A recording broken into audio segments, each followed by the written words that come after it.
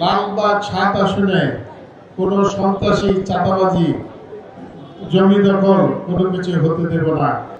আপনাদের যে দাবি লালবাগ চকবাজার ৭ আসনে টোটাল ৭ আসনে আমি একটাই সমস্যা দেখেছি, সেটা হলো গ্যাস এবং পানি উঠে যায়, যানজট।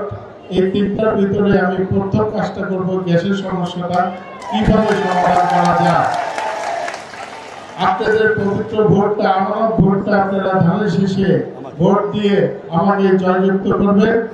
আমরা যদি সরকার গঠন করতে পারে ইনশাআল্লাহ আমি গ্যাসের সমস্যা আগে সর্বপ্রথম এটা সমাধান করব। আমি এখানে লালবাগ ৭ আসনে কোনো সন্ত্রাসী চাঁদাবাজি জমি দখল কোনো কিছু হতে দেব না। আমার জনাব তারেক রহমানের কথা একটাই, জিরো টলারেন্স। আমি কাউকে সহযোগিতা করব না, কাউকে দখলবাজদেরকে আমি প্রশ্রয় দিব না।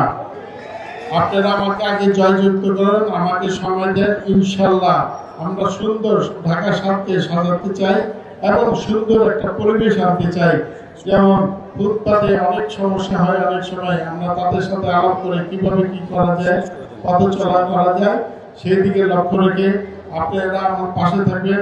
যেহেতু মাগরিবের টাইম হয়ে গেছে, আমাদের হুলু ভাই এখন বক্তব্য রাখবো, আমি আর বিশেষ বললাম না। ইনশাল্লাহ আপনাদের পাশে থাকবো, আপনারা আমার পাশে থাকবেন ইনশাল্লাহ। আসসালামু আলাইকুম।